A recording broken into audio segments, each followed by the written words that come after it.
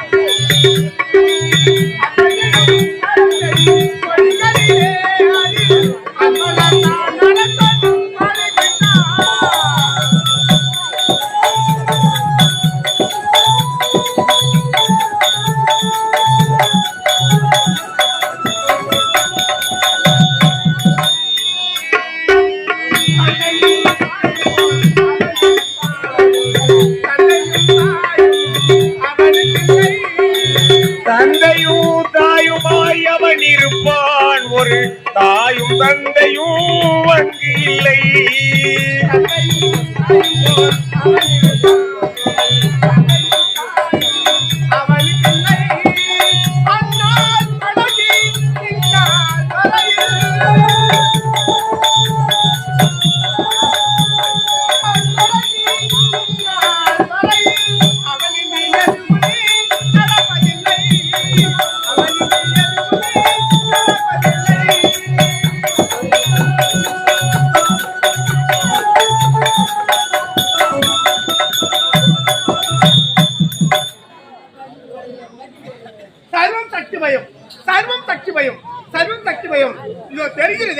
இதுதான் கைலாயம். கைலாயத்திலே ஈஸ்வரன் இடபாக்கில் அமைந்து பார்வதா பார்வல் பேர் பெற்று பாமர மக்களுக்கு காட்சியளித்து வருகிறேன். இருந்தாலும் சுவாமி பார்க்க வேண்டும். சுவாமி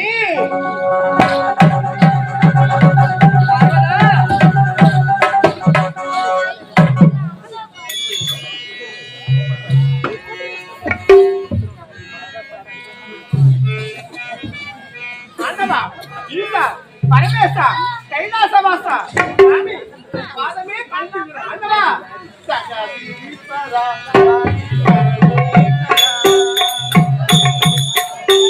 ஜெகதீஸ்வரா சுவாமி பரமேஸ்வரா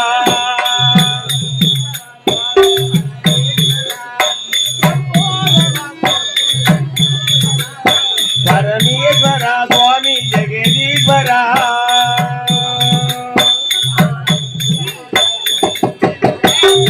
மங்கையும் சீர்காடே மங்கையும் சீர்காடே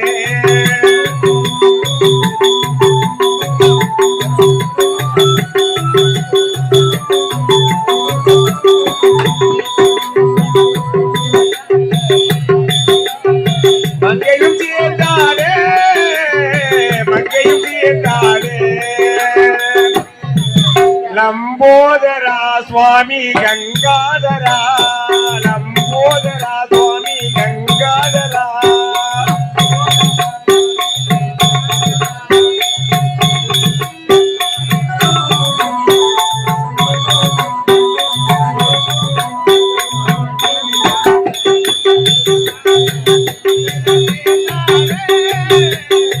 மங்கையும் சீர்காடே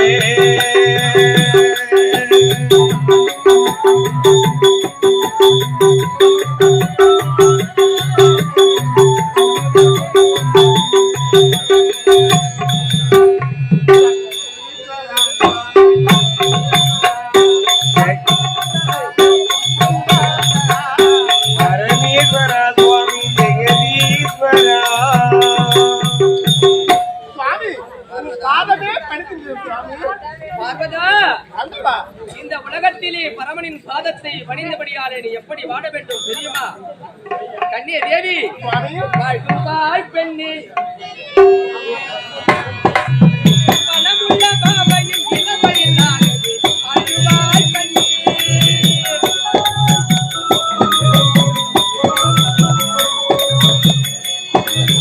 வாழ்வாய் கண்ணே, எங்கள் மனமுள்ள பாவையின் இளமையில் நானது. வருவாய் பெண்ணே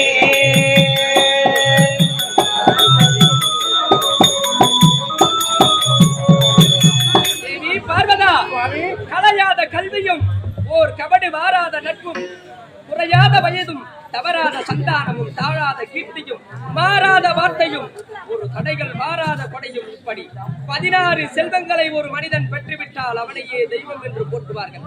அப்படி இந்த உலகத்திலே தாய்க்கு தாயாகவும் தெய்வத்திற்கு தெய்வமாகவும் இருக்க கடவா எழுந்திருப்பேன்.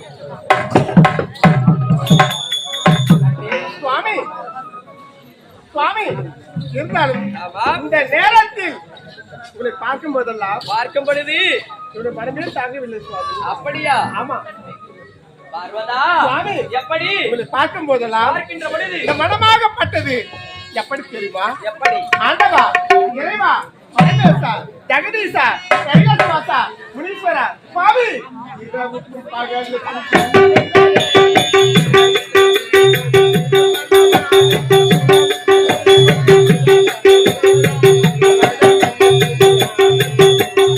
இருவரின் பலியே இல்லை நாம் ஒருவரின் என்பதே உண்மையா இருவர் என்பதே இல்லை இனி நாம் ஒருவர் என்பதே உண்மை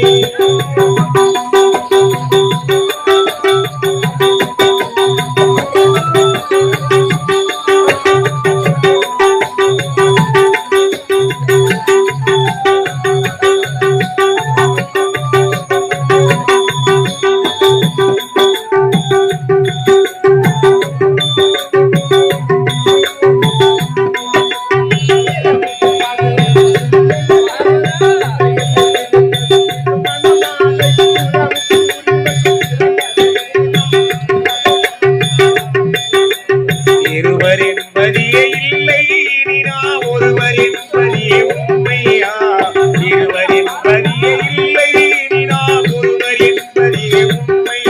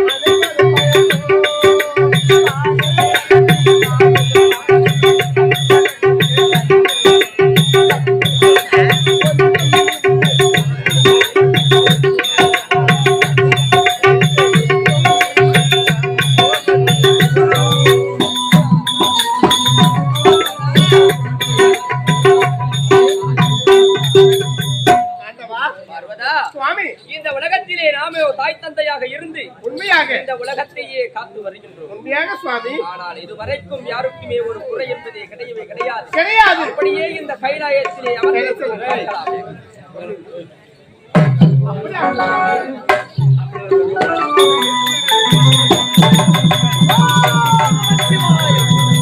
நான் வணங்கக்கூடிய ஆண்டவனுடைய இடத்துக்கு வந்து விட்டோம் கைலாயம். சரி, என் ஆண்டவனாவது எனக்கு மரியாதை செய்கின்றாரா என்று பார்க்கலாம். ஓம் நமः சிவாய.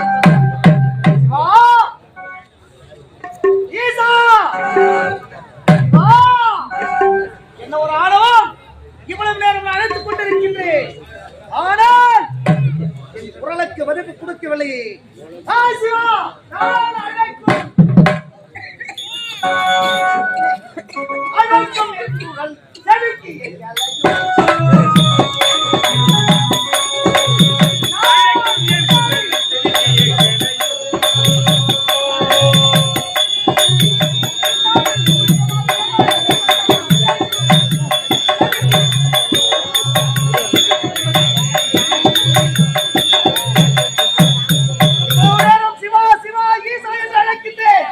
ஆணவத்தோடு அமர்ந்து கொண்டிருக்கின்றார். இப்பொழுது